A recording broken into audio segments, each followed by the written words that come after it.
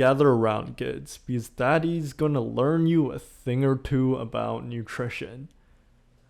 Now, when I was a kid, I watched the Ghibli movie Howl's Moving Castle, and there was this one scene where they were making breakfast, and it was composed of 2 slices of extra thick bacon and some eggs.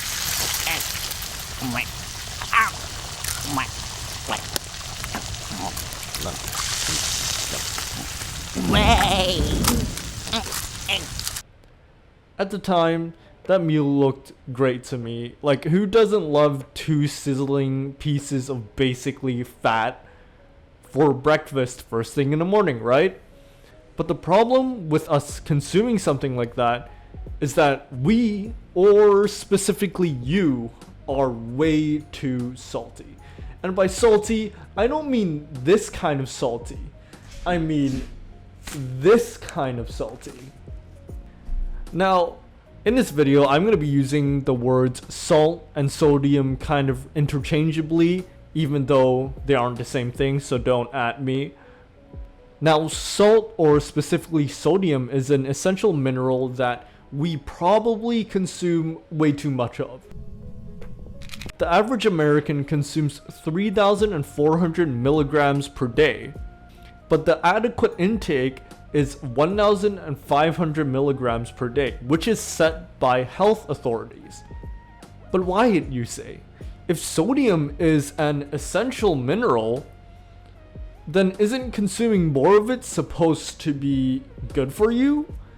Yes, but no.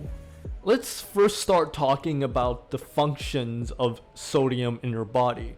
Now, sodium is really important for essential bodily functions such as nerve impulses, muscle contractions, and just general homeostasis.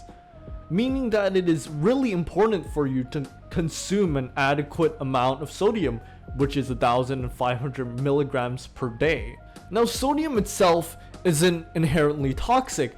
That's why there isn't really like an upper tolerable level set by health authorities for sodium, unless you decided to go and consume 70 grams of sodium, which would probably be fatal. But according to various studies, excess sodium intake can actually lead to an increased risk for chronic diseases, as well as other unwanted conditions such as hypertension, which is basically high blood pressure. How sodium causes high blood pressure is that when your body has excess sodium levels in blood, it results in your body retaining more water, and this increases the fluid level within your tissues as well as your bloodstream, which causes pressure to build within your blood vessel walls and therefore increasing blood pressure. Now, the thing with excess sodium is that it causes your body to want to piss more as your kidneys filter more and more sodium out of your bloodstream. Now, what this does is that the increased frequency at which you piss takes a lot of excess calcium with it out from your body. And the thing of calcium is that it's an essential mineral that is stored in your bones.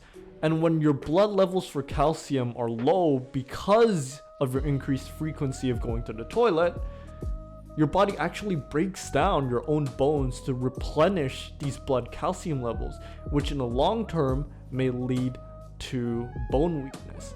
Now, all of the above is why most League of Legends players are immobily bedridden with brain damage.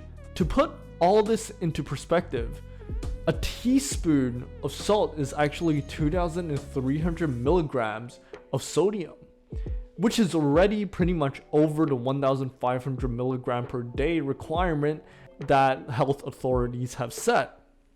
Now, think about all of the condiments and sauces, as well as the sodium inherently existing within the foods themselves that you consume. Now, think about all of these restaurants that you might go to.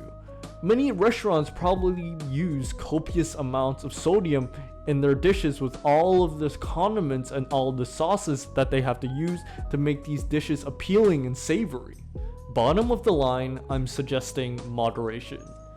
That you guys should be aware and conscious of the amount of sodium that you consume. Try limiting eating outside. try limiting your intake of processed foods. Try reducing the frequency at which you eat savory dishes. Or try just replacing salt with other spices such as things like parsley, oregano, rosemary, etc. Please take care of your body. And please like and subscribe if you enjoyed this video.